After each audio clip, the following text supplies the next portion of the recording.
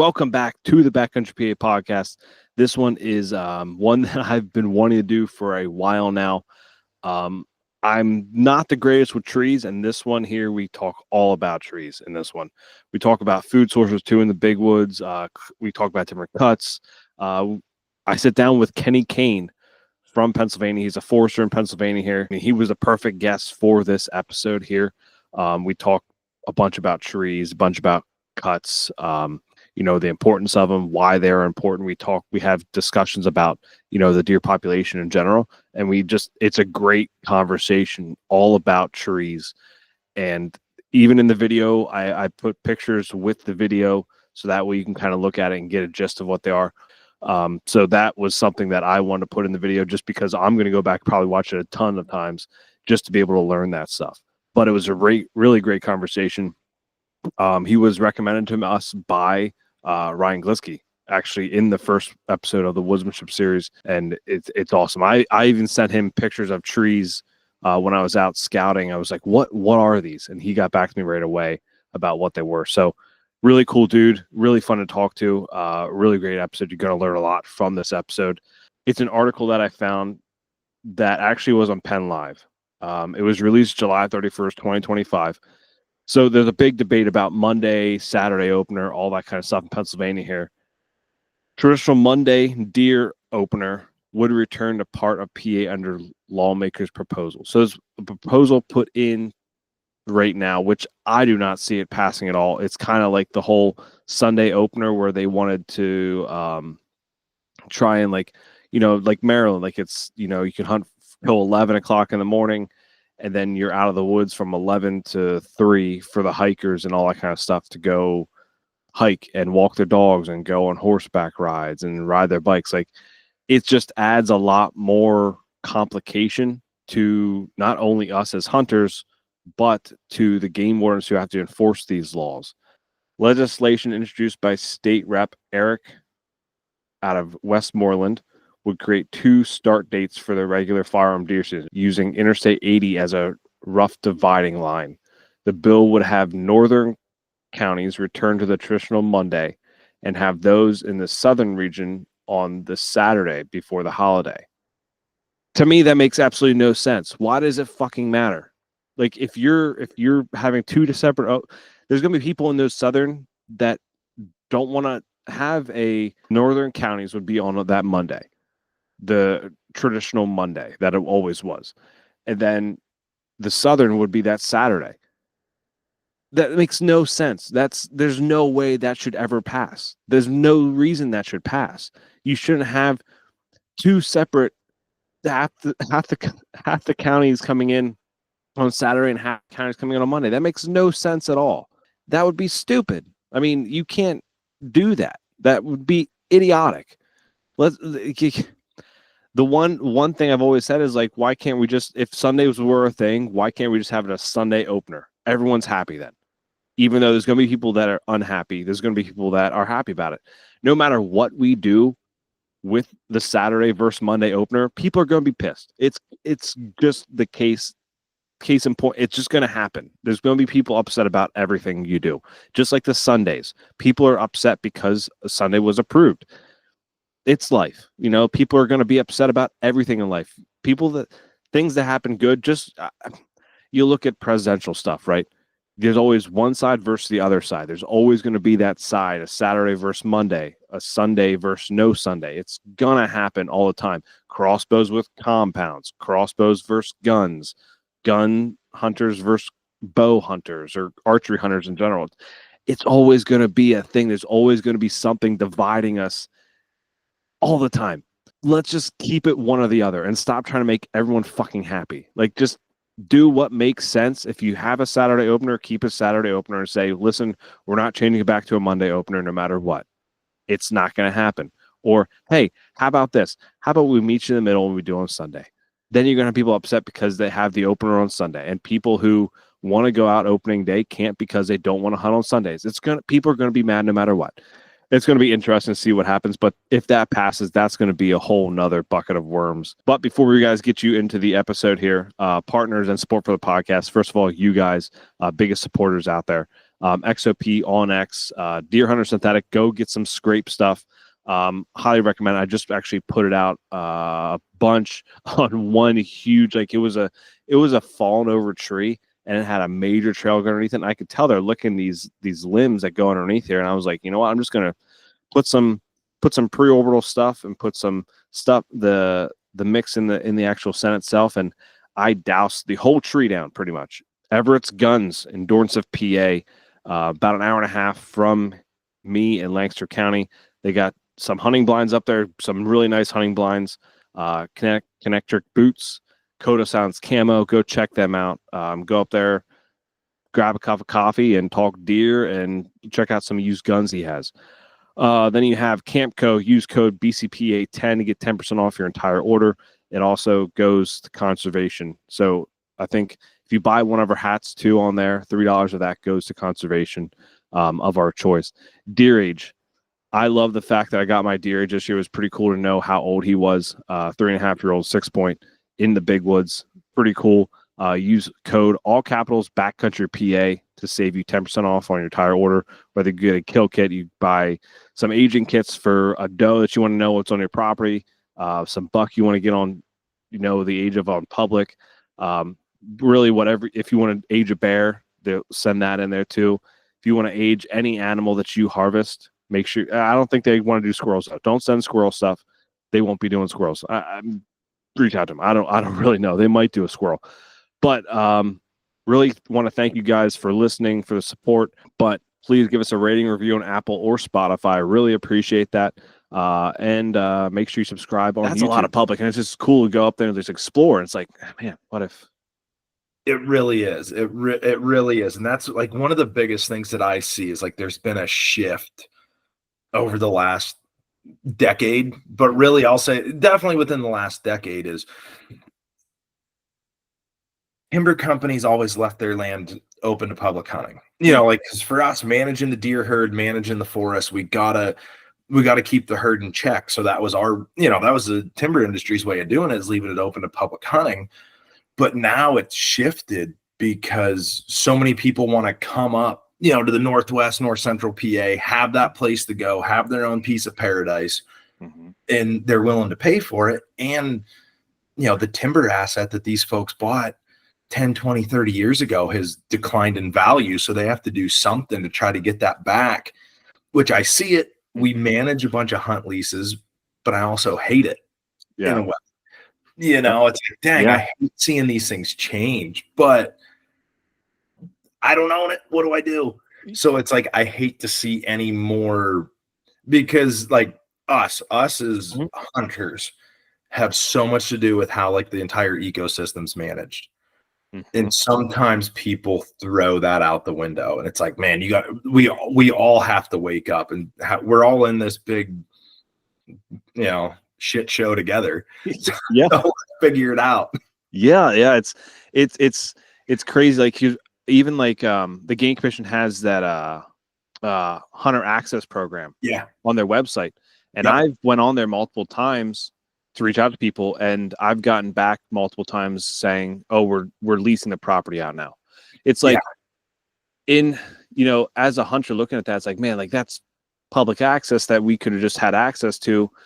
But yet also as a human, as someone who, has to pay bills and all that kind of stuff, it's like, I get it. I get it, but I also hate it. Like you said. Oh, 100%, 100%. Like, we actually have healthier deer herds on some of the properties that we manage that are public access than we do those that are leased. And a lot of the lease guys, like, oh, well, hey, we're no doe hunting here. Well, that doesn't always work. I'm not a deer biologist, but it doesn't always work. But we're seeing some of the healthiest deer, the biggest deer, the best bucks are coming from where, the herd's more in check with its habitat. So there's pros and cons with it. Yeah. So honestly, we could just keep talking. But I want you to introduce yourself, because you haven't been on this podcast before yet. And I want you to introduce yourself, let people know who you are, Yeah. I want to hear how you got into hunting too, because being new on the podcast, like hearing that about how you Yeah. got into it, and then also where you're from, all that kind of good stuff. So whenever you're ready, man.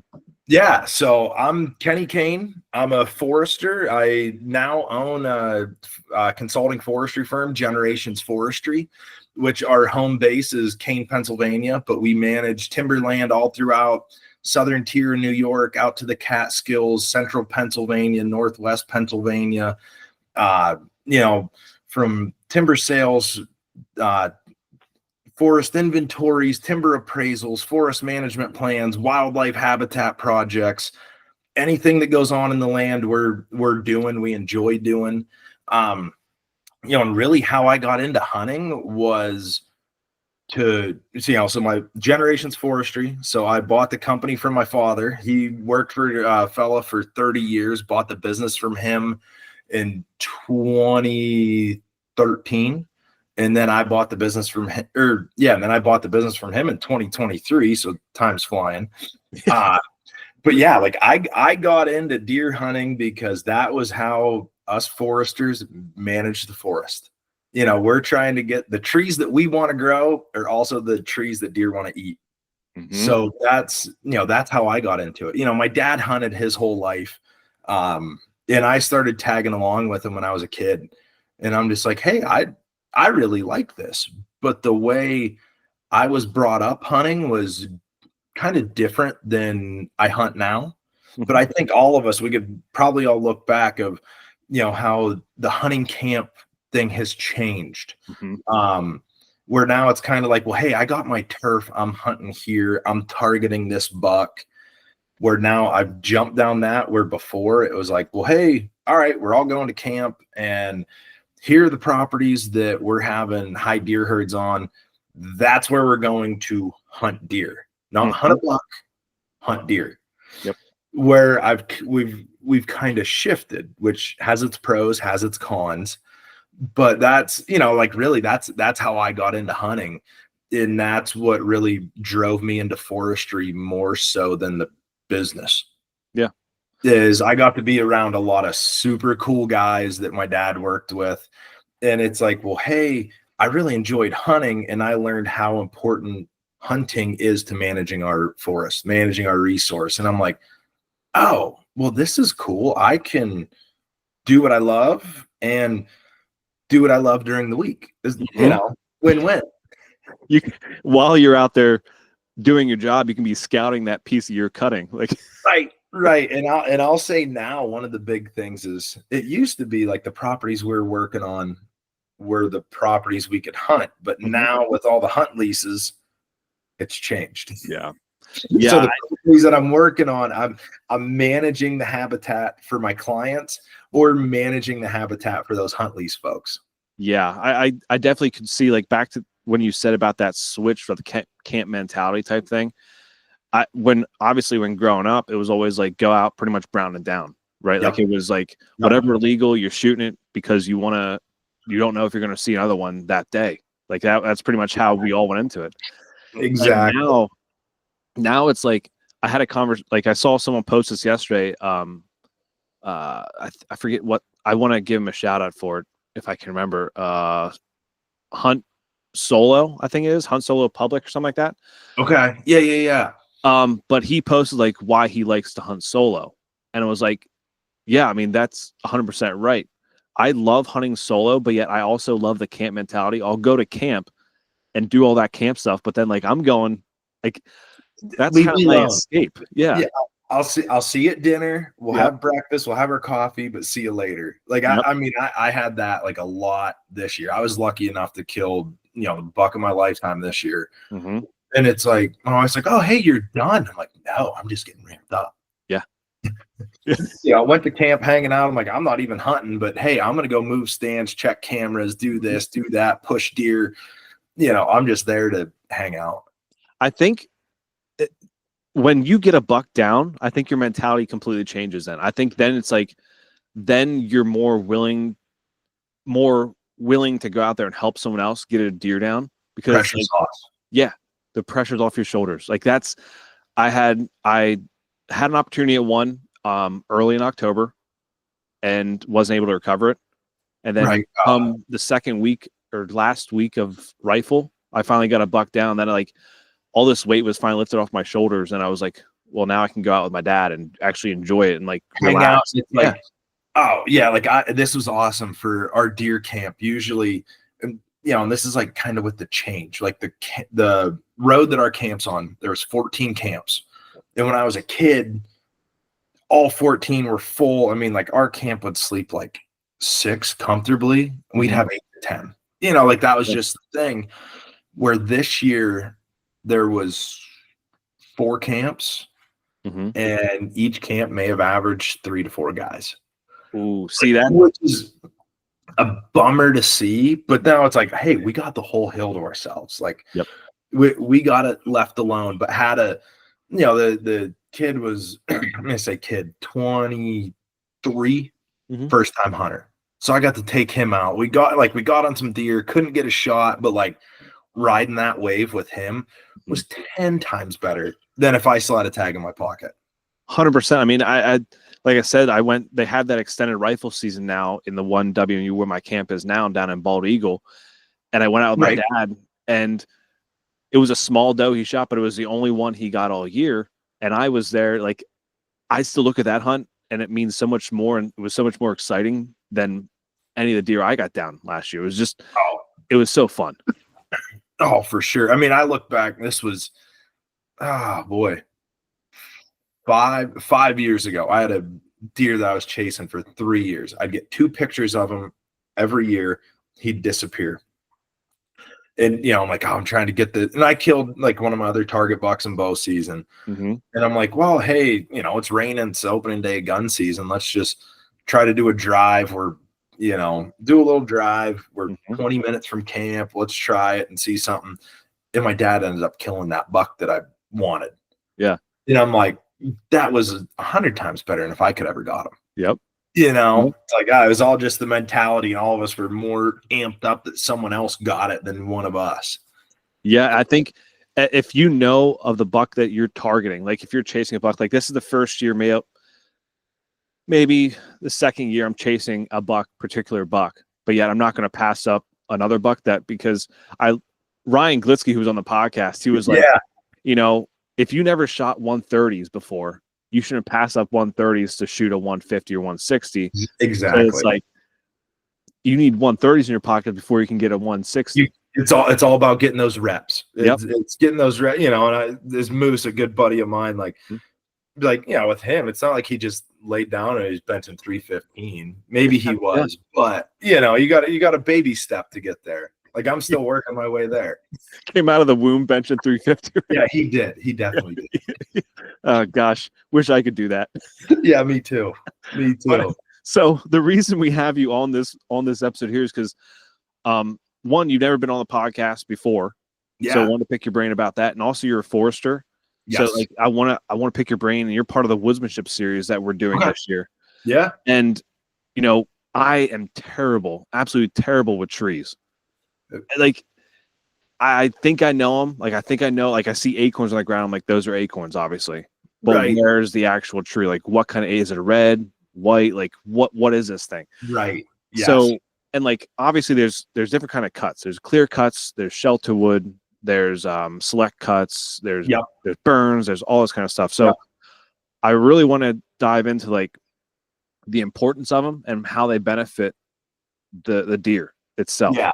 Yep. So what, if you're looking at like, because the public I hunt right now, there's one cut on it.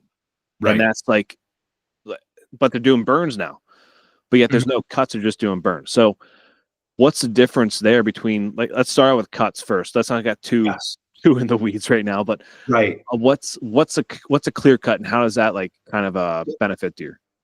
So a clear cut, you hear different terms, like the clear cut's the term we use. It is the now non-PC term, regeneration harvest. So, and I like the term regen harvest, because what we're trying to do with regeneration harvest is get that next forest to take its foothold and take off. So the trees that we're trying to grow, the forest that we all hunt in PA, whether you're in the Allegheny Plateau in a cherry forest, or if you're in central PA in a true oak forest, they are shade intolerant species. So they need full sunlight to be able to grow. Okay. So that is the the purpose of a regen harvest is full sunlight on the forest floor. So it's not just we go in there and be like, hey, these trees are big and nice. Let's go in and, slick it clean. No, there's a lot of steps that go in there to get that regeneration established.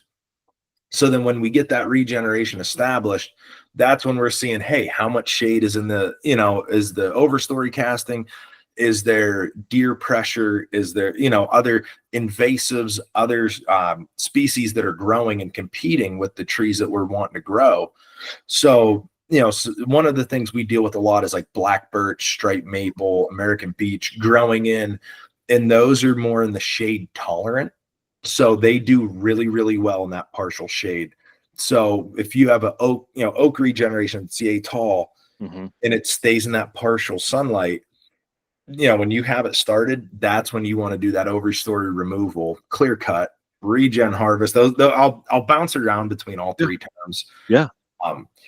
And that's when you want to get that release. So you get that full sunlight so it can compete with those other species and take off and grow. Okay. So, that is the true purpose. Regen harvest is to get regeneration for our shade intolerant species, whether it's oak, cherry, maple, tulip poplar, ash, if it's still surviving, those are the species that need that full sunlight. So that's the purpose of it.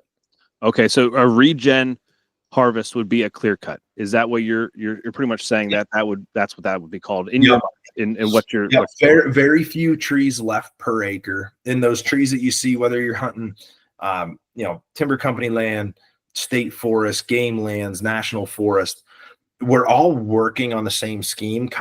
Everyone has their little quirks that they like to look at differently. But when we're leaving those long-term residuals, you look out into a cut and you're only seeing 5-6 trees an acre. But those trees have a purpose. One of the things we look at when we're leaving those is they're going to have capability of being a den, whether it be a porcupine, a raccoon, a bird, a squirrel living in there, a snag, so it can turn into a nesting tree, or diversity is the term we use. That's how we tally them, and we write down every one of those trees that we're leaving so we know what's left on the landscape. Okay. And so the diversity, it's like, well, hey, if I'm in a more of a cherry dominant stand and I find an oak, I'm leaving it, because that thing to produce seed is worth so much more than harvesting that one tree out. Even though it has a good economic return, the ecological return far supersedes it. Okay. So, so we're seeing like wanting to leave, if you're in a oak heavy forest, maybe you'd see that one cherry and be like, hey, it's going to have some wildlife benefit to it. That'd be a good tree to leave. Mass producers, hickories, those are the things that foresters are looking at leaving to be mutually beneficial to wildlife and to the forest. Okay, so let's say that cherry tree you're going to, or you see a bunch of them right there. Because I don't think, well, once again, I'm not good at finding trees. I'm still working on that whole concept. You can find trees. You got to find what trees they are. You find them. They're all over the woods, but I can't pick them out. Right. So the cherry tree, when would that be like? Would deer eat the cherries from the cherry tree, or how? Is that a food for them? Yeah, it is. It is a food. Deer eat it. Like up on the plateau this year, we had a bumper crop. I felt like through all tree species, we had a bumper crop. Yeah. You listen to the old wise tales and we had a heck of a winter. So it was Mother Nature's way of feeding, feeding the critters for this winter that we had. Yeah. Bears, squirrels, all the wildlife are eating on cherries. Me in particular, do I personally target a cherry stand to hunt looking for food? No, some do. I personally don't, because they're browsing as much as they're eating on the cherries. Yeah. But and it also goes now if I'm hunting bear and have like a bumper cherry crop, great place to go, because if you run into you see a pile of bear scat, you can just see those cherry seeds all through it. Oh, okay. Yeah. It's a really good identifier is you see some, a pile of bear crap and you see all these little cherry seeds. Yeah. Great indicator. When would be like a good time that deer would possibly to hunt that stand? Like, do you think it'd be like early or late? It'd be later. Later. Okay. Be later. Yeah. Yeah. So with that, because I know everyone says red oaks, you hunt them in the late season, but like in the area that I was hunting, it seems from a little bit of knowledge that I have, it seemed like they were the deer that I've had on camera, and the bunch of were eating red oaks, like all throughout the season, not just late season. Right. And this was a bumper. I mean, bumper. Like I honestly, I was mowing my grass last night and I'd stop because after I pulled out my 10, 12 red oak seedling that started in my front yard. Yep. And I'm just like, God, if I was in the woods and seeing this, I would be so ramped up. But I'm like, dang, I want them out of my yard. But I also, as a forester, I can't just mow over them. Like it was a real struggle for me. See, my dad has problems with red maples in his backyard. So like a tree will drop, and like in his stone little driveway, he has red maples coming. He's like, "You want these? I'm just going to spray them if you don't want them." Yeah. So, I mean, I'd rather have oaks than maple, honestly. For sure. Yeah, no, I would too. I mean, I definitely would, and especially like in each forest type, it varies. Like up on the Allegheny Plateau, where we were predominant cherry forest, we've been getting excellent maple regeneration. So is that exactly what we want? No, but it's the best that we're getting. So we're like, hey, we're gonna manage the forest, not for it, but we're gonna keep managing this forest because hey, it's better than birch and beech. Yeah. So we're gonna keep rolling with it. But even in an oak forest, like yes, we're targeting to get oak back, but we don't want just a monoculture of red oak, a monoculture of white oak. Diversity is key. Yeah. I think the biggest problem when I had the cabin in Clinton County was like, when you look at OnX, you see like, and you have the oak tab on, it shows like all white oak. Like there was hardly any red oaks. Like red oaks, white oaks were everywhere up there. So I was like, the biggest problem for me going in was like, how do I know which one's producing? Like I'm seeing all these acorns on the ground. Like which one do I know is producing? Like, because this year, like you said, there was a bumper crop. Even though of all species, even though there was people that came out that said it was a terrible acorn year. It was not a terrible acorn year, right? And you could be 50 miles in another direction and be like, got nothing. Yeah. But for us, it wasn't that way. No. I saw feeding everywhere when I was hunting the big woods. I mean, I'm not hunting up near you. Like I'm in Lancaster County, so it was like 40 minutes from my house. Yep. And I mean, the acorn crop was great where I was. Yeah. So I mean, it's just one of those things. Like, so there's obviously cherry. We talk about cherry. Everyone knows about oak trees. Yes. How many oaks are there? I know there's red, white, black. Red, white, chestnut, black, scarlet, pin. Those are your main ones that you'll see, but then you can go into a myriad of other oaks. You can get into swamp white oaks, depending on where you're at in the state. But if you're, we'll stick in kind of that central PA hub. Yeah. You're going to be seeing red, white, chestnut, black oak. Okay. All right. So in it, obviously everyone talks about that red and white are the main ones that everyone talks about. So those chestnut and the pin oaks and all that kind of stuff. How do you decipher those from the red and white? Like I feel like they all come in different times, right? Yeah. So, and I would need examples, and I should have went out back and grabbed some. I printed out stuff. Oh yeah. There you go. You go. I should have sent it to you, but I couldn't find it again on my Google Drive, but like all good. The white oaks, are they like a light gray to almost white with a flaky or blocky texture? For the bark? Yeah, bark. Yes, very, very much so. Look the most different. Okay. Like I was out in the woods 2 months ago. Me and Bo Martonic were out in the woods getting ready for the mountain buck scouting camp, and he's like, "Hey, I found some white oaks," and I'm like, dude, there ain't no white oaks on this property. Like, we're lucky to find a few red oaks. Yeah. And it was a cucumber tree, so I was busting on him for that. But you know, wait. There is tree. Yes, there is a cucumber tree. Now, anyone that's ever been to the scouting camp, they hear me get all jazzed up about cucumber trees. Does it actually produce cucumbers? Well, it produces, if you saw the seed pod, it is a long, slender seed pod about the size of my pinky. Mm-hmm. And it kind of looks cucumber-esque, but it's a magnolia. Cucumber magnolia is the tree. Yeah, it's a very preferred browse species by deer, actually. Really? Yes. Is it a rare tree to have in Pennsylvania? No. Quite common across the landscape. Okay. I never even heard of that. So, like, what does that does a bark look pretty much similar to a white oak? It does. It has like a lighter color. Now, if I say it looked too similar, and any of my forestry professors or colleagues heard me say that, they'd be like, "You don't know anything." Yeah. But there is some similarities. It's that lighter bark, But white oak really does have a whiter tint to it. It's very much different than any of the other oaks. So I'll get off my cucumber kick and hop back on the oaks, where and white oak has that more slender shaped leaf, bit smaller acorn. Okay.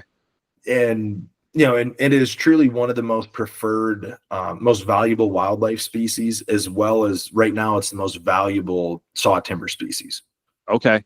So when a company, like, say you're going into someone's land and they want to cut their land, is that one that you're looking for pretty much right away, the white oaks, because that's the one that's selling right now, or that's the one they make most money off of?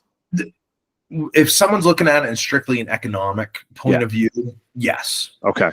It is very sought after, like down in your neck of the woods. One of the points I want to talk about too is not all timber harvests are good for wildlife. Not all of them are. Some of them is not. It's not forest management. It's not wildlife management. There is a lot of just timber extraction. Okay. Which has its negativities. It'll be a short-term positive, long-term negative. Okay. All right. There's a lot of steps that go into it, for a harvest to be successful. Like if say you had a stand and 60% of it was white oak and the rest of it was red maple, that white oak is probably triple the value. So, well, geez, if I'm gonna cut these 100 trees, I'm going to cut these 100 white oak. It's going to bring me that value. Right. Well, that's when you have to look at it as, hey, those are the trees that we're trying to grow, because that's your future asset. Those are the ones we want to regenerate, whether you're a timber person or a deer hunter, because very preferred browse. Their acorns are one of the most preferred out of the oak families. It's a double positive across the board. So you want to manage for those species. And I imagine, like, especially if you take that 60% white oak, if you take all those out, you're not going to grow more white oak. You're going to grow more maple. Exactly. So, you took out that seed source. Yep. So, I mean, just because when you cut it, maybe those acorns fall doesn't mean they're going to produce and go into the ground. Like, those might be the last acorns that deer comes by and eats before they can have a chance. Right. Yeah. Yep. Exactly. Yeah. I want to talk about that too, because last year 2 years ago. Yeah. Cause I didn't hunt it last year. 2 years ago, they were doing a cut on a piece of public near my house here that I was actually hunting during the season. And I was like, oh my gosh. Like, I think that's everyone's mindset. But then I did hear you on Bo's podcast saying, like, that could be possibly the best time to hunt, especially if they leave the woods. Yes. I mean, for me, I love it. Bow season, it does. It changes that pattern. But when those saws shut off, that just means the dinner bell's starting. They're in there feeding on those fresh tops. It's creating new cover. It's doing like a lot of positives. So I'm a big fan. I mean, like, kind of saying when I got into hunting, that's where I would hunt. Where are we harvesting timber? Where are we trying to regenerate the forest? That's where we're going. It's not like, well, hey, Dad, I saw this really big buck down here. Well, yeah, that's too bad. That's someone else's problem. That's not ours. Yeah, because the reason like I didn't hunt is because your mindset's like, oh, it's too noisy, it's too, you know, too many people are in there, the deer are going to be gone, they're going to be further away.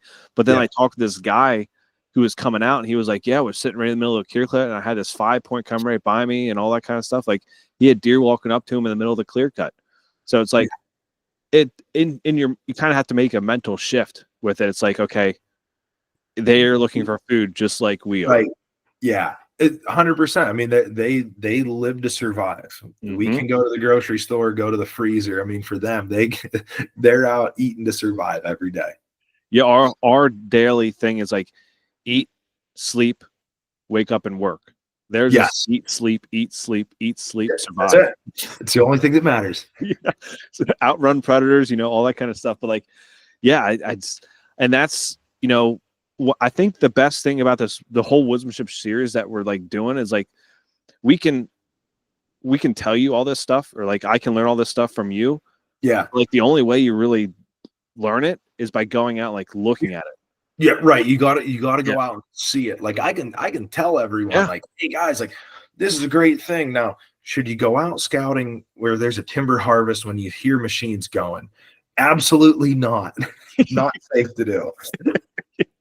You're not going to see much sign there. You're not going to see much sign. The sign's going to change every day. But that is one of my places that I like to go. Like it's a you know, look on the outskirts, see where they're traveling into it. That, you know, it's a great starting point. You know, it's kind of one of those things. Drop the pin on your map and just say, hey, they're cutting timber here. Let's circle back. Maybe if I don't hunt it this season, but that's where I'd put number 1 to start scouting for next season. Oh yeah. Yeah. I mean, that's in like for the area I'm scouting where I have a few good buck on camera from last year, and I'm trying to figure out where they are and all that kind of stuff. Like there's a clear cut, but it's like, I'm not going to give the exact number, but it's like, at least I'm going to just give a 5 miles. It's 5 miles from, we'll say it's 5 miles. Like a deer could travel that 5 miles just to get food, like easy to get that cut. Like, so like, don't just like, key on that cut, like make a note of it. But like, if there's a bunch of cuts around, it's going to change things, like the age of cuts, which I want to get to that too, about like the age of cuts and what's good to hunt, what's not good to hunt. But like, scout just because you see a deer and you see good sign at that cut, maybe backtrack that, because it might be 3 miles away that he's actually living. Right. Find that next laurel thicket where he's bedding.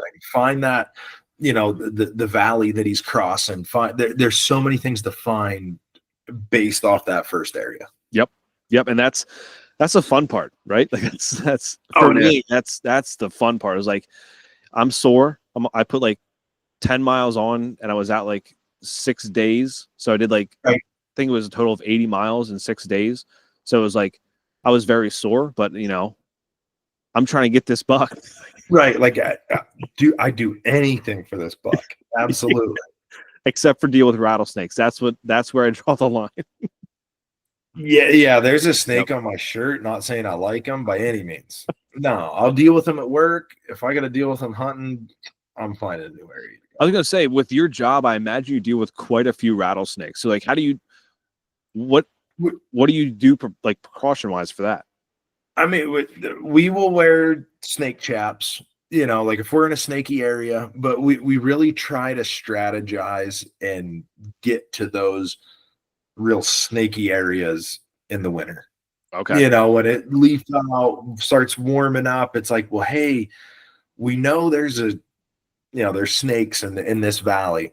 Yeah. Let's get there in February and March. Let's try to avoid it. You only can avoid it to an extent. Yeah. But, you know, that's the big things we try. And quite frankly, they're more scared of us than we are of them. They don't want to be screwed with. Kenny, you can tell me that all you want, but I was scared shitless of this snake.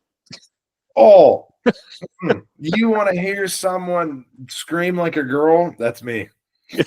I could run into him and be cool as a cucumber talking about it. Oh no, you will see 6'5" legs running 100 miles an hour through the woods. Yeah, that was the first time I ever encountered a snake, man. And I was like, yeah, I am I told myself spring scouting's done, but I think I have 2 days left of me to get out there. I think I'll just stay away from the big rocks. Yeah. Yeah. Stay away from those. Yeah, especially when the sun's hitting right on them. That kind of would. Yeah, I'm just glad I didn't go up the front of the rock where it was actually at instead of going behind the rock. So right. Yeah. So clear cuts.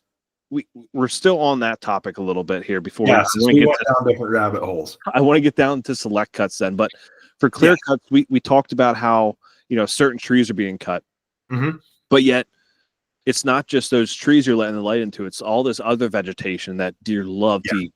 So, like, what is in a clear? Like, I know it's kind of hard to describe what's in a clear cut, but like, what are the main things that deer would eat in a clear cut or like bedding wise or anything like that? Yeah, I mean, so tree tops, they'll bed within those tree tops. They're using those tops as cover. They're using the tops as food. The trees, and I'll be honest, I'm most familiar with the trees and all the other forbs and everything that grows. I can tell you that the good stuff that comes with it, but if you want to know all the species of the grasses and forbs, there's people way better than I. Yeah. But they want to browse on the trees that we're trying to grow. Okay. That's what they want. They're using it for cover. They're using it for food.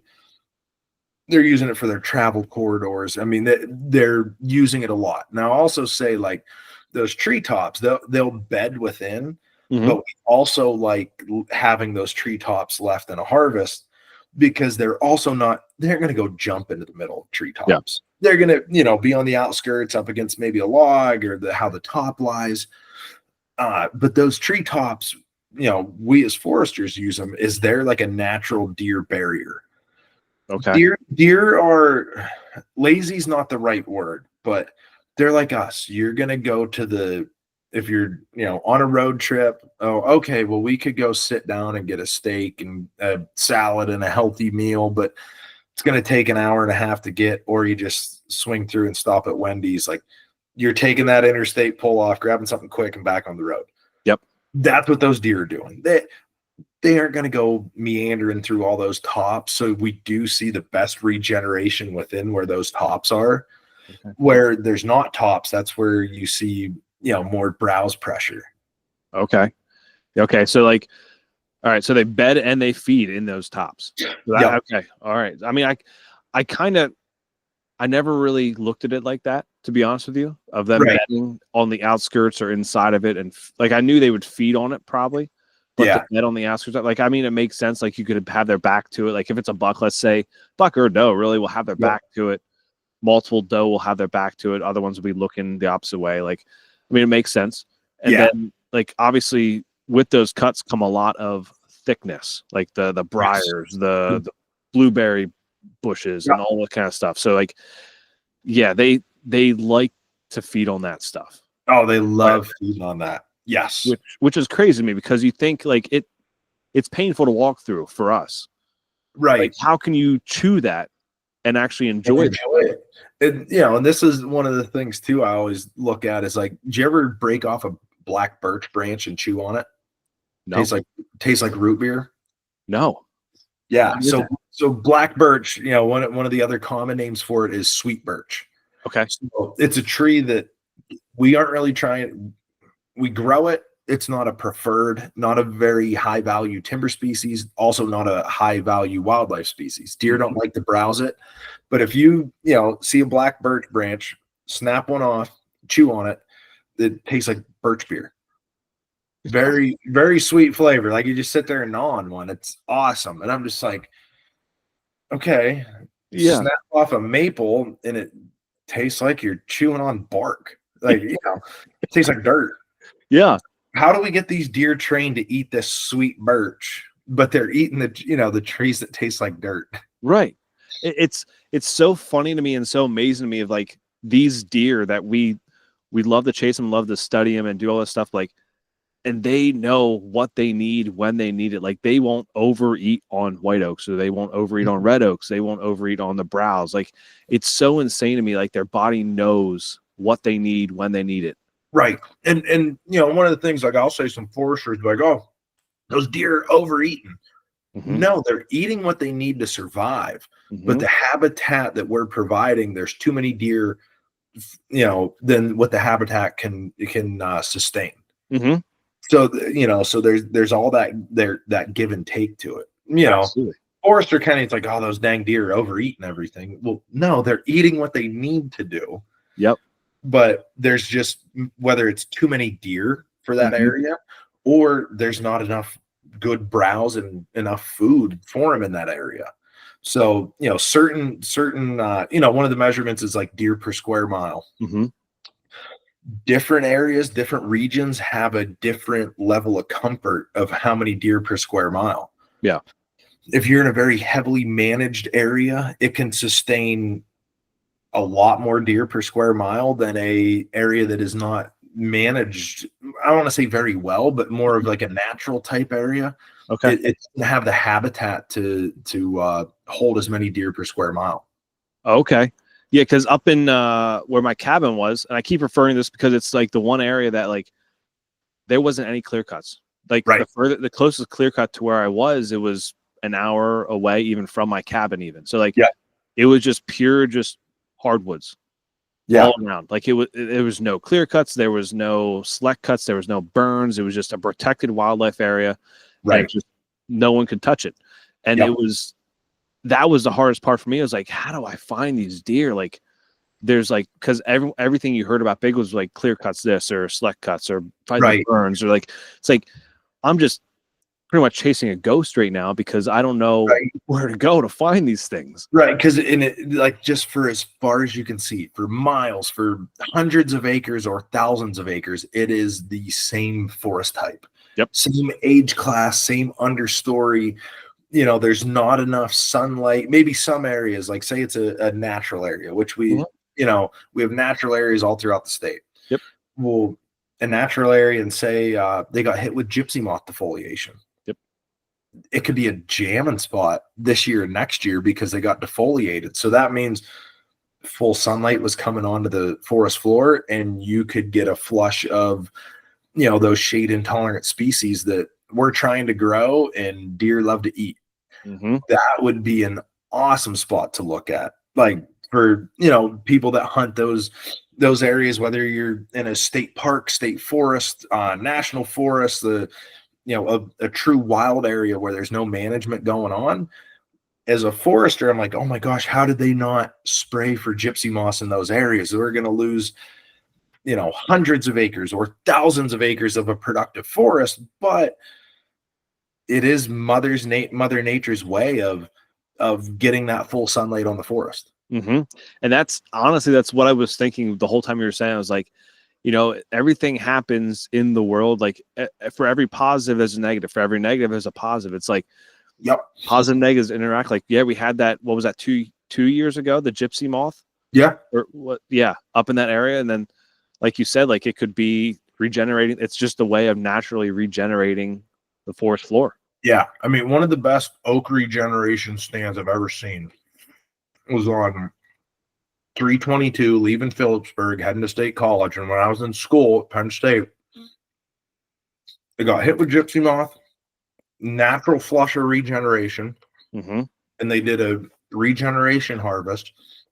It's one of the most productive young oak forests I've ever seen in my career. Yeah.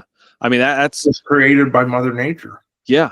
And like, obviously we need to do, because the deer herd, like back in the 90s, it was like there were so many deer, so many. Unbelievable. Yeah. And then you have like the brown and down period where like I kind of got into it, and like it was, the antlers restrictions, which was great. Like it, because we have really nice buck now.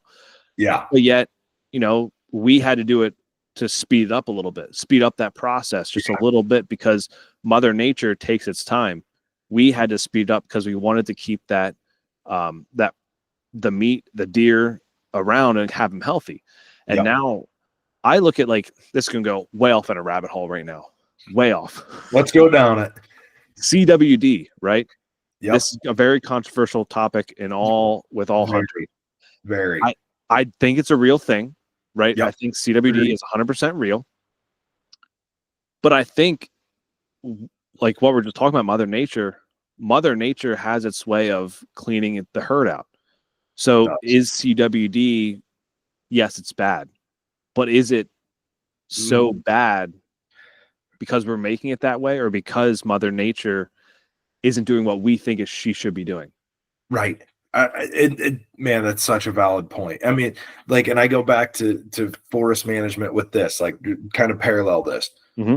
What we're doing to regenerate a forest, we're mimicking Mother Nature. Mm-hmm. Where they'd get different age class in forests was whether it be a tornado, whether it be a fire, a massive storm of blowdown.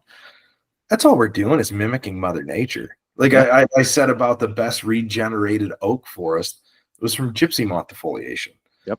Some of the best cherry regeneration I've ever seen up on the Allegheny Plateau. There's all these 40-year-old stands that got established from the 1985 tornado that ripped through the Kane area. Mm-hmm. Mother Nature. Yeah. We're all trying to mimic Mother Nature. She's better than we do. We just try to figure it out. Yeah, I mean, just like down here, there's one area that held really nice buck and had a good amount of deer, had some fawns in it and all that kind of stuff. It wasn't a clear cut. It was just purely just a heavy wind blew down a bunch of trees. Yep. It's extremely thick in there now where you can't even walk through it. It's just so thick you can't go in there. Not even people drives in there because it's that thick. Right. And if you just go in there, there's huge rubs on the outside of it all the time. It's just they're in there because Mother Nature did it. Yeah, without a doubt. Yeah, that's one of the best things. Like that's all we're doing. We're mimicking Mother Nature. Yeah, I think we're just speeding up the process of Mother Nature because like I think eventually, like you look at the forest, like everyone says, like if a tree falls in the woods, doesn't make a noise. Like the falling trees are the clear cuts of nature. Like it falls that one tree because that's where the sunlight has to come down to produce the floor. Yeah, I mean, like a huge thing now. Like I think most people that are listening to this, have seen the effects of the emerald ash borer, right? Yep. Maybe 1% of the ash are going to survive or be resistant or may get missed by the borer. Well, and I can remember as I was a kid, ash, my dad's like, oh, you could never get ash regeneration because the deer herd was too high. So when they'd see some ash seedlings, I remember as a kid going out with my dad and putting tree tubes around ash seedlings because he's like, oh my gosh, because it was super preferred by deer. Well, now, okay, emerald ash borer comes in, the trees know they're stressed, so their natural reaction is they're putting their energy to producing seed and not growing because they're getting attacked and killed by the emerald ash borer. It was kind of a perfect storm of when the emerald ash borer came into effect. It was the same time the deer herd was super low, so you have a low deer herd but a very high preferred browse species. But deer herd low, seed crop went high, ash regeneration. It's like I talked to some of I can say old timers, my dad and his buddies of the foresters, like, this is amazing, but will we have it in the future? I don't know. Yeah. But it's Mother Nature's way of responding to that. Yeah. Yeah. I think like everything comes in those waves. So like it's if that low deer means the ash are able to regenerate, all that kind of stuff. And then like eventually maybe another boar comes through, gets them down again. And then it just goes like it's almost like looking at clothing really in like, for us, like everything comes in waves. Like everything comes in waves. I mean, everyone was rocking Real Tree and Advantage, and now we're all wearing Sitka and Kuiu and First Light. And then we're going back. You can see everyone kind of going back to that. Back to the Advantage or earth tones. My wife says, I'm sick of you just wearing earth tones everywhere. I'm like, wow, I can multitask. I can wear it to work. I can wear it to hunt. I kind of realized I have all earth tones. I'm like looking through my stuff. I'm like, man, I have lots of grays, blacks, green, some brown. White. Yeah. And my wife like throws in we're all in the same boat on this. My wife throws in like a yellow or maroon or something like that. Like, all right, I guess I'll wear it. Whatever. Yeah. I'll wear a red. I'll wear a red. Yeah. All right. So we have northern red oak. Is that what we have here in PA? Yes. Northern red oak is our true red oak. Now, Okay. now I will say, like when we're looking at acorns and Yeah. and even like identifying and looking at the trees, like for just for the everyday outdoorsman, is Yeah. you're going to look at a red oak, a black oak, a scarlet oak, and a pin oak, and you're going to be like, how do you tell the difference? Yeah. A lot goes into it, but they're very similar. Even in the timber world, other than for the high quality logs and lumber, they're all going into the same pile. You get it after a one common board, all those species are going into the same pile. Okay. So us as hunters, we can kind of look at that way too, Mm-hmm. whether it be for browse, whether it be for acorn. Okay. Depending on where you're at, true northern red oak is going to be your most dominant. You're going to see your black oak. So black oak, the bark is very similar to red oak, Mm-hmm. touch blockier. Okay. And the lenticels of the bark a little bit blockier. Okay. Now, I'm not saying to go do this on trees unless it's your own tree. Don't go do this on state forest, game lands, national forest, timberland property. Don't do it. But if you take a knife and you kind of cut into the bark, it has a orangish tint to it for a black. But I look at it with the bark, it's a little bit blockier than a red oak. Pin oak and scarlet oak have a lot more epicormic branching. Mm-hmm. So if you see like these branches that are just sticking straight off going up the tree, Yep. but an extremely tight bark, very similar to a bark of a red oak, but it's a lot tighter. Okay. All right. Those are kind of the tidbits to be like, oh, that's not a true red. Yeah. But it's in that family. Yeah, I think what I'm going to do with this video is I'm going to put overlap of like pictures of definitely put overlap of pictures. It'll definitely help. And I give the layman's terms of like, I definitely couldn't be a forestry teacher, but it's like, and I'm like, well, hey, ask my professor, hey, how do you just got to figure it out. All right, I respect that. Figure it out. I think that's what everyone has to do, right? Just figure it out. So there's the one tree that the American beech. Yeah, that's the one with the orange leaves on it, right? That always have the scrapes underneath it. Yes, when you're in deer, when it's deer season, it's those orange leaves. Yep. Scrapes are underneath it, kind of Christmas tree branching, super tight gray bark. But beech has everything going against it right now. Okay. So many health declines are going against beech. So if you're in out in the woods and you see an American beech with that gray tight bark, and you see like a white kind of fuzz on the bark. Okay. So that is the beech scale. Oh yeah. Okay. I've seen that. Yeah. Yep. So the beech scale, it's a bug and then a virus follows in.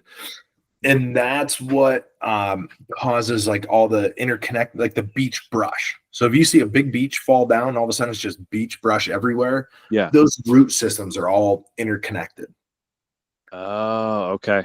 So now we're seeing, and you could probably, even in your neck of the woods to my neck of the woods, all throughout the state, is you could find stands now where you're like, hey, what's going on? Like we're almost, you're definitely probably in full leaf out right now. Yeah. And we're within, well, when it finally stops raining next month, and we get some sunshine, we'll be in full leaf out, but like we're there, we're in full leaf out. Okay. But you're seeing like beech, it's wilting, the leaves are wilting. And it's beech leaf disease is what they're finding. And I first saw it personally 5 years ago. Oh. And I saw it and it was like end of June. And I was adamantly convinced that I gave our herbicide spray contractor the wrong timber stand map. And he sprayed the wrong stand. And I'm like, well, yeah, we needed to spray this anyway. So I don't feel too bad. And then I went to a conference and they're talking about it. And I'm like, oh my gosh, this is something for real. Yeah.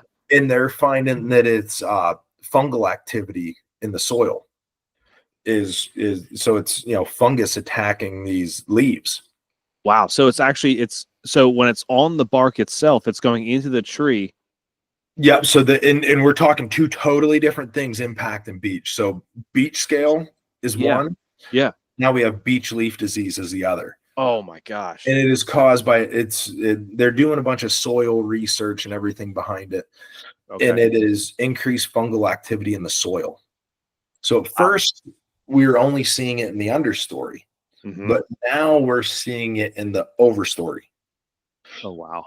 So it's like I mean, again, there's people a lot smarter than me doing the research on it, but it's definitely a struggle because they want, everyone wants to be involved, whether we're talking state forest, game lands, national forest, private industry, like we all want to be involved, but how do you spend tens of thousands, hundreds of thousands of dollars into researching something on a species that we've been trying to control and kill for decades?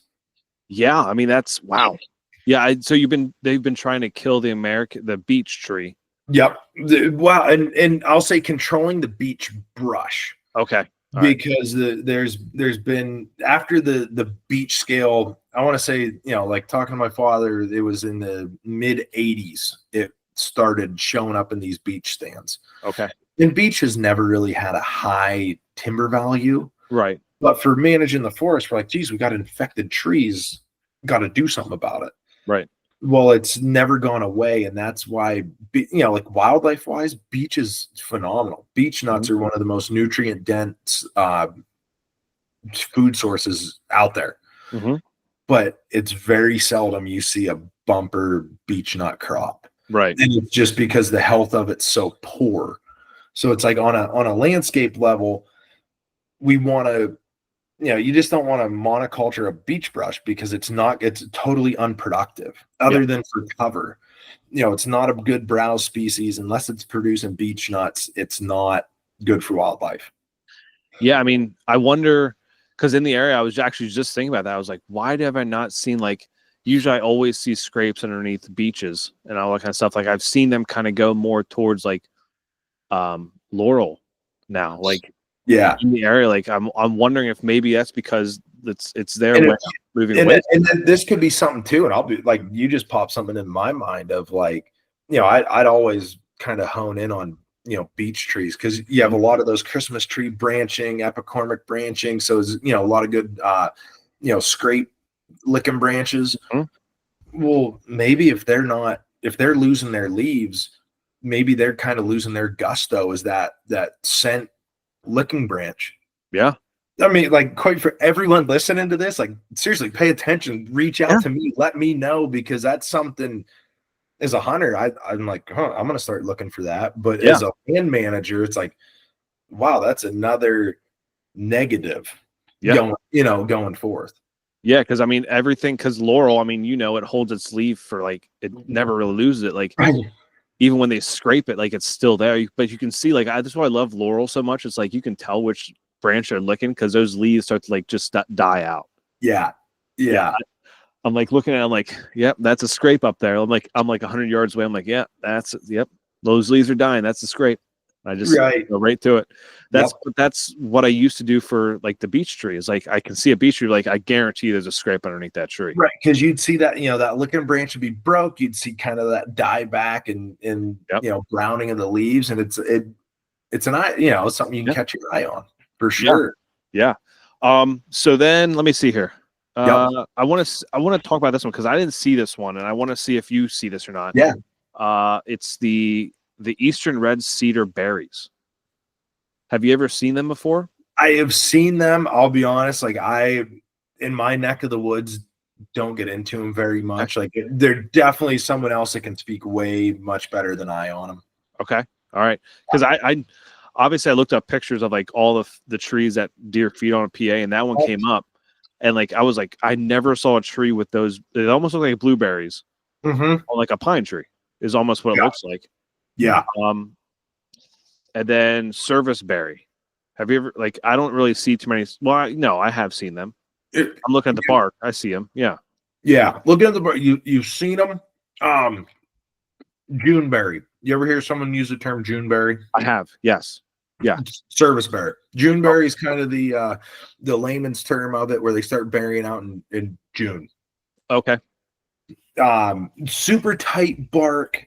You Almost could like look at them and be, what's that? almost like flat bark. Yes, extremely Yeah. flat, like very smooth. Very smooth, kind of has some white lines going through it. Yeah, but but you could line up a service berry, even a young beech, ironwood, and they're like, oh dang, they're all, even a dogwood. You line up all those, and it's like, oh, there's a lot of similarities. We're definitely, like, within this conversation, pinning those pictures to it. Yeah. You would see the similarities, but looking at them all together, you'd be able to be like, yeah, I see it with serviceberry. I think by just looking at bark, like I'm looking at the bark in general on what I have, and it's like, yeah, I know these trees, but like, I feel like when I get overwhelmed when I'm out there in the woods, I'm like looking at everything around me. So many trees out there, and it's just like, okay, I'm trying to learn. I'm going to focus on learning oaks today. But it's like, oh wait, there's that. Oh wait, there's that. Oh wait, there's that. There, I mean, so many species to wrap your head around. Yeah. What about permissant? I can never say this word. The I can't even say it. It's the persimmon tree. Persimmon. There we go. I got it. So the persimmon trees and again, it's kind of one of those trees that I, as a forest land manager, don't get into a lot. Right. But as we're doing forest management plans for folks that are very deer minded, it's one of those trees that we definitely recommend to plant. Yeah. Great to plant, great supplemental feeding opportunity. Okay. Yeah, I haven't seen any of them. I think there was apple trees up where my cabin used to be, but they were never producing. They may have produced small ones, but I never saw deer underneath them. I always see scrapes underneath them, but never anything else. Right. And and that's one of the things, like, they're in Clinton County, you're always due for a May frost just to wipe out the buds and kind of really ruin that. Ruin everything. Yeah. So we didn't even touch on select cut and shelterwood cut yet. So let's quickly dive into that. Yeah. So the term select cut, I personally, I want to say I hate that term, but it can be skewed in so many different ways. Yeah. But it's a very simple term to explain. Okay. Because I have seen select cuts where, and you use a select cut, whether it's a thinning, whether it's a shelterwood, or even it's an overstory removal regen harvest. I'm selecting what trees are going to be cut, what trees are going to stay. Okay. But across hundreds of thousands, probably millions of privately owned lands, you see the term select cut, where they high grade it, where they take the best, leave the rest, kind of like our white oak that we were talking about. It's like, well, hey, these red maples aren't worth very much, so I'm going to go cut all your white oaks out of it. But it was a select cut. I only selected the most valuable trees. So that's my beef with the select cut. All right. You don't really see that. Like, they don't, like you said, private land is more where you're going to get that terminology of select cut. They don't use that. Like, Game Commission doesn't use it on public. They use clear cut or shelterwood. Right. Yep. It's thinning, shelterwood, clear cut. Those are our true three, harvests that we do. Okay. So whether it's Game Commission, state forest, national forest, well-managed private lands. Yeah. So shelterwood is one that, because that's the one they put the fence around, right? Like, usually they put fences around them. Yes. Usually, and that's where my hunting career started, was hunting in deer fences. Okay. If those deer got in there, that was our job. Get them out. So that was what we did. But so I'll go thinning and then shelterwood, because they're similar but different. Okay. When you're thinning, right now you don't see as many thinnings as we did when we were still in diapers. because thinning, when you're doing a thinning, you're thinning for growth. You're doing a crop tree release, you're looking to grow those crop trees. Okay. Now I'll say in the next 20 years, like, as you know, we're getting gray haired and, you know, teaching people how to hunt, we're going to start hunting those thinnings again. But it kind of goes with the age structure of our forests that we have in Pennsylvania. Is they're predominantly even aged forests. So, you know, a thinning, you're looking to produce growth on the residual forest stand. Now, you know, so that's kind of, I won't go into the weeds of it, but shelterwood. So the term shelterwood is you are removing, you're leaving the best of the best. You're leaving the best seed source out there. So you're getting that partial sunlight where it's pretty open. You can see out through there, but you want that sunlight to get the regeneration established. So you're leaving the best seed source, what we as foresters deem as like what we think the most genetically strong trees are. You know, we're trying to produce our Philadelphia Eagles team, you know, trying to, I see your Phillies Yingling thing. I think my wife's watching the game right now, as hopefully they're beating the Rockies. So, you know, we're trying to grow a bunch of Bryce Harpers out there. Yeah. Saquon Barkley's. That's what we want, is a whole forest full of that. So in the shelterwood, you're getting that partial sunlight to get the regeneration started. You're not looking to manage it for growth. And that shelterwood will sit there before it's regenerated as early as 2 years or as long as 10 to 15 years. All depends on how quick that regeneration gets started. You know, so they may do, like, we've all seen the herbicide applications, right? Or controlled burns. So sometimes we'll, you know, unfortunately us on private land, it's too expensive for us to do controlled burns. I wish we could, but it's just liability's too much. Can't. So we're herbiciding. So at times we'll herbicide before the shelterwood harvest and hopefully maybe get like a cohort of seedlings started. And then we can do that shelterwood harvest, get that sunlight hitting the forest floor, get the flush of regeneration. And we're looking at it as when it honestly becomes some of the best time to hunt is the deer are browsing it. When I see the deer start browsing it too much, time to go. Time to, you know, regenerate that, to get that full sunlight, to get that, you know, the next forest started. Okay, because that kind of leads into my question. I don't want to keep it too long because I know the Phillies are on, and I know you want to. We're good, man.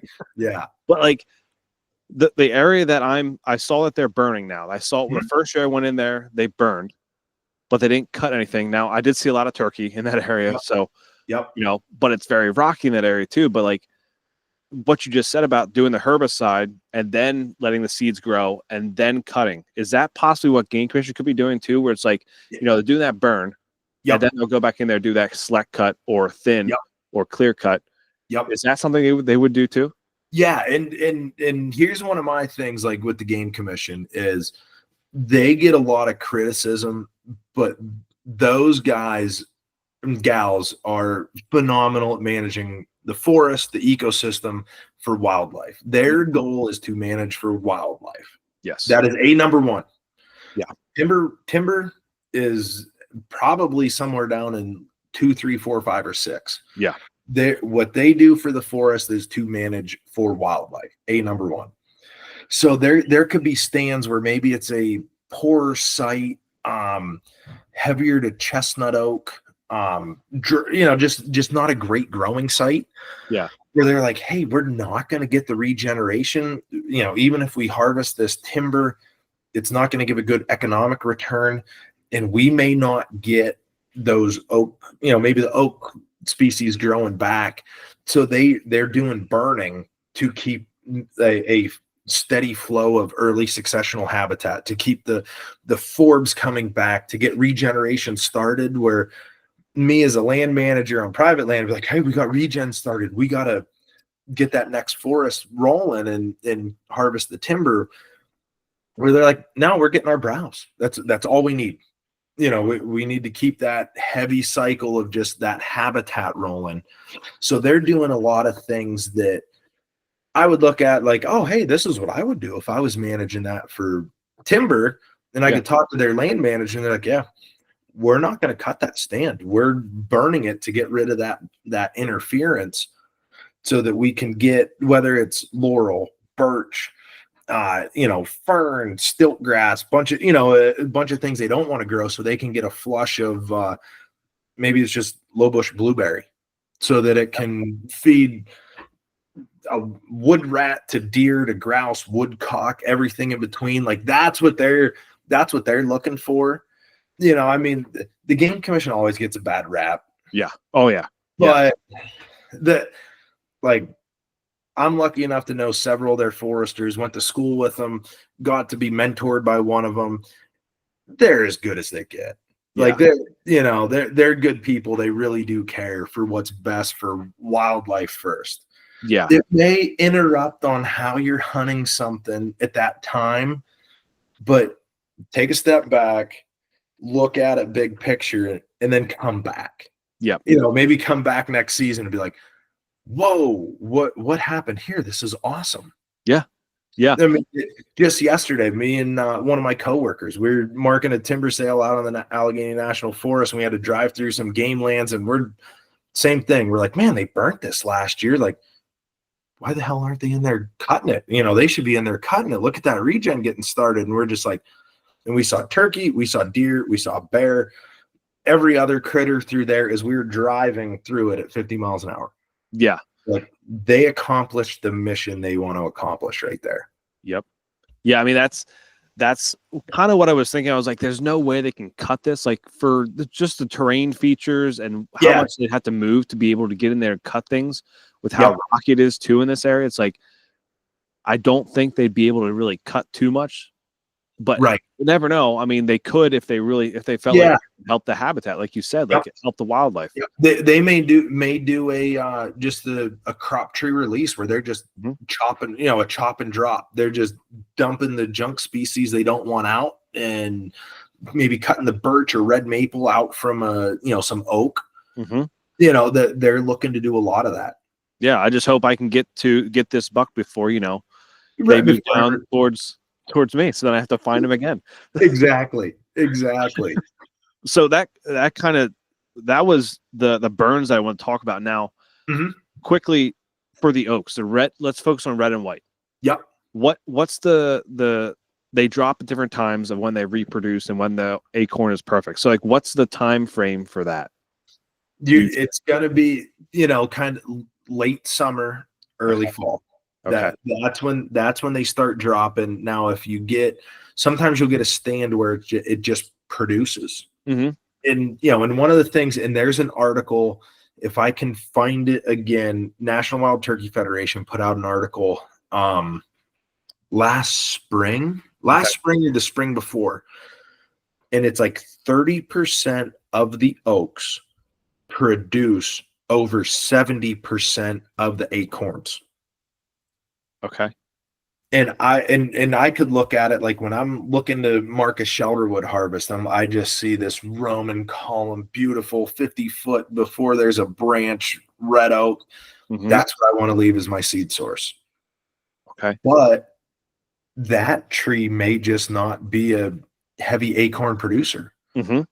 But the one beside it that is a little spindly may produce massive amounts of acorns, or the one that I choose to harvest that's right next, standing beside it, and again 50-foot without a branch, beautiful tree, that could be the number one acorn producer.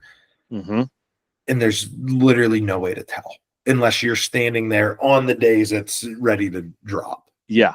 And even like that those 2 50-foot ones, even if they drop, those acorns might not even be ready to eat. Like, right? Like they could be sour. Like a deer could go up to them and they're sour. So like they might even be ready to eat. Yep. And it could get infected by a bug. Like it could get bored into by a bug, and then it's like, wow, there's acorns everywhere. But so now critters aren't going to eat it because it tastes like crap. and then it's not going to be a viable seed. Yeah. So it's just double negative. Yep, absolutely. To wrap this episode up, I want to hear the story about this buck. Oh man. So this deer, I was chasing it for 3 seasons now. Okay. And me and my best friend, like we started hunting this area together. It was by my camp, and we were both kind of like, we hunted solo, but it's like, well, all right, let's hunt this together. Yeah. And 3 years ago, we set up, and I can see it through my binoculars. He's 150 yards away. Text me, he's like, dude, that buck's like 80 yards. He's like, hit your grunt tube, do something. It might come up to one of us. So I did. It takes off running the other direction. Never saw it again. Hung cameras the following year. So in gun season of last year, everyone at my camp saw it but me. It ran within 10 yards of my dad. He couldn't get a shot. Ran within 30 yards of, our other buddy, and everyone was all jazzed up over it. So I'm like, all right, this is my year. So we got some cameras hung up, and I'm like, holy crap, this thing is big. Yeah. So, bigger than he was the first year you saw him. Yeah. I mean, he was a good deer. He's probably like a 1-2, he was a woods deer, 120, 130. Mm-hmm. Like, it had me jazzed right up. Like, this is a hammer. Last year he was upper 130s, 140s. Didn't find a shed. Tried hard to find a shed. Couldn't do it. So me and my buddy had cameras everywhere because he was bouncing between 3 different valleys, and where is he? And I'm like, we found home. So got 2 pictures of him at 2 different points, and it was the weekend before the opener of bow season. So last week of September. And I was leaving. My sister was getting married on the opening day of bow season, so I couldn't hunt. And I was leaving that Sunday to go to New Mexico elk hunting. So I'm like, well, I'm going out after work, and I'm putting new cameras in new batteries in all my cameras, and put new batteries in. Walk down over this hill, and I picked them up, and I'm just like totally frozen. Like, I've never seen a buck like this in my life. Call my buddy, and I'm like, oh, he's bigger than what I ever thought. Like, I know where he's living. Like, I know where he's, kicked him out of his bed. So and it's in a clear cut. Like, there's no trees. How old was the clear cut? It was 3 years old. Oh, okay. Yeah. So it was fresh. Kind of that prime. That prime, like my favorite time to hunt, like waist high and lower. Okay. So it's like we got 2 hemlock trees. We got a spring seep over here where there's trees. So I was talking to Bo, and I'm like, dude, what do you think? Where should I go? And I'm like, I'm hunting up above on this, stand line, and he's staying below us. And he's like, just get in there and be aggressive. What do you got to lose? And I'm like, yeah, you're right. I'm going to get him or someone else will. It's all public. Like, let's see what happens. So on the hunt, get home, say we get home like Friday from the hunting trip. Yeah. From New Mexico. It was awesome. And then me and my buddy hunt in the middle of the week. Then we're, running and gunning different spots. And he texts me. He's like, I can't get out of my stand. Deer under me. Well, that buck was under him at dark. Oh, no shot. We had a trail cam pick, and we're just like, it's too dark. He couldn't shoot. So he sat there for like a half hour as this deer's just feeding underneath him. Oh my gosh. So no pictures of him for like 2 weeks. We go back, and I'm like, well, hey, let's run and gun this. Like hang a stand, see what happens. We bail out of work early, hang a set like in this spring seep where there was trees. And I'm like, well, hey, I like this because I could shoot, 20 yards this way, 20 yards this way. And, so I'm like 60 yards from where I kicked him out of his bed. My buddy hung a stand. We're good. We're hunting. And all of a sudden I look, and I can see movement 100 yards away from me. I'm like, that's a buck. All right. Grab my bow. And that deer took the exact trail that he snuck out from underneath us because we weren't getting aggressive enough and just hunting on the edges. Mm-hmm. That he did two times in a row on me and my buddy the last 2 years. Took that exact same trail.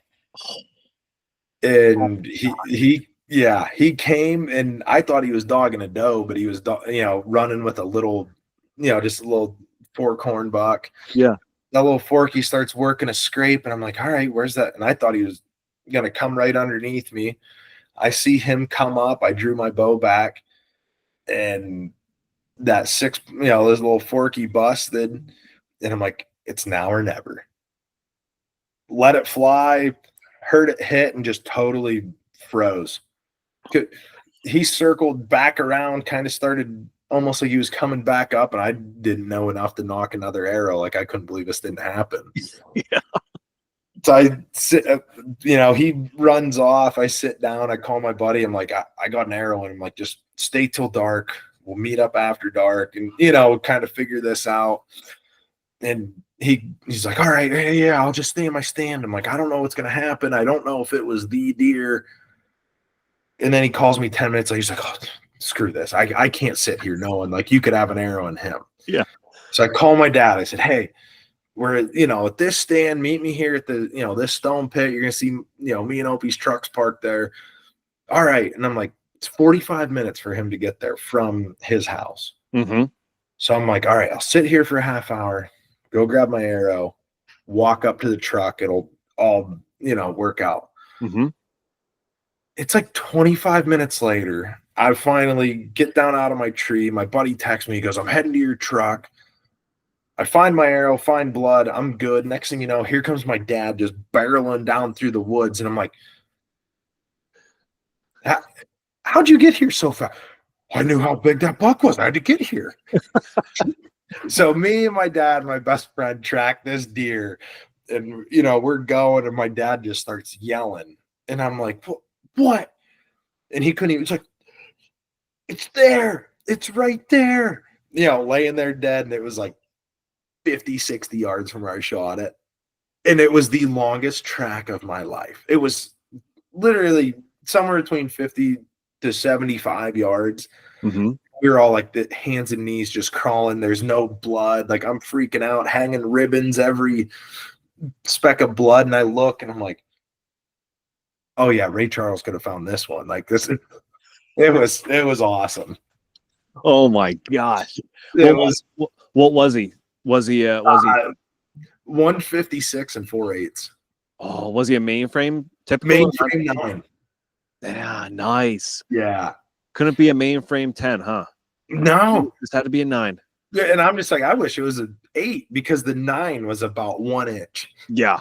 I'm like, if I could have had a 150 plus 8 point, like that's. Oh my gosh. It was jamming. But the coolest part, it would have been. I got to do some math here in my head. 15. No. Oh my gosh. Yeah, time's flying. 20 years ago, one of our other camp buddies killed a 152 within 100 yards of where I killed mine. Well, you know what they say, once one big buck goes down, another one moves in. Yep, exactly. So it's like, all right, right. Yeah. I mean, he's there for growing stock. Yeah. Man, that is awesome. Congratulations, dude. That's so cool. Man. 3 years. Awesome. 3 years of chasing him, man. See, it'll be ending soon. Don't worry. We're good, man. But like, we're good. It's like, when we first started the podcast 6 years ago, I was all about like, I'm probably never going to chase a buck. And then like, you get a few pictures of this buck, you have multiple pictures, and it's like, all of a sudden you start chasing a buck, but yet you don't want to also pass up another buck right for that. Like in those 2 years where he got past you, did you shoot a deer in those other 2 years or another buck? Yeah. The 1 year I did. Okay. Last year I did not. But and I'll be like this year, I'm like, oh, I'm chasing this deer. Well, I probably had 3 deer over 130 inches. You think I was passing one of those up? Absolutely freaking not. Like, I'd tell people I'm holding out for him. I didn't know it was him till I grabbed him. Yeah. You know, I didn't know it was him. Yeah. I think it's just one of those things. It's that animal instinct inside of us is like, just grab it. Like once you see what you want to shoot, it's like you just grab your weapon, either whatever you're hunting with, rifle or bow. It's like you just grab it and it's like he's getting it. Like that. Exactly. Like, I'm like, he's a shooter. Yep. And if I would have known, like if I could have seen him for maybe it was 2 more seconds or maybe it was 2 more minutes to put it together that it was him, that arrow I wouldn't have been able to draw back. Yeah, if you stare at those antlers too long, it's like I don't think it was like I had about 3 seconds to decide. Here it goes, send it, and I'm like, did I actually do that? Did I actually just shoot that arrow? Yeah, the blackout for a buck is very real. The buck blackouts 100% real. Yep. And it's like every time you make a good shot, it automatically goes to it's the worst shot in the world. Yep. I this year I was 100% there. I thought I hit him perfectly, the way he ran, the blood, everything like that. And then I got pictures. So I shot him at 8 o'clock, tracked him until 8 o'clock at night. Right. To find him. It was I thought it was a pass through liver. I think I hit him in the liver or in that area, but my arrow backed out is what I think happened. And then it snapped against some twigs and stuff like that. But it was good blood for like 80 yards. Well, I'm glad to see you're alive. Right. And that's the crazy is how tough. Yeah. How tough those things are is unbelievable. Yep. I mean, to get stuck with an arrow, to get shot with a, whether it be a 308 to a 300 Win Mag, and they can take it, and whether they run 100 yards or a mile or survive it. It's unbelievable how tough they are. Insane. Well, man, it was awesome having you on the podcast. I enjoyed it, man. I appreciate it. Yeah, absolutely, dude. Where can people follow you at? Reach out to you if they have land that they want you to come out to as well. Yeah, I'd say probably the best way is my Instagram at Ken J Kane. That's my go-to. Or Google up generationsforestry.com. That's our company website. That's the way to get to me.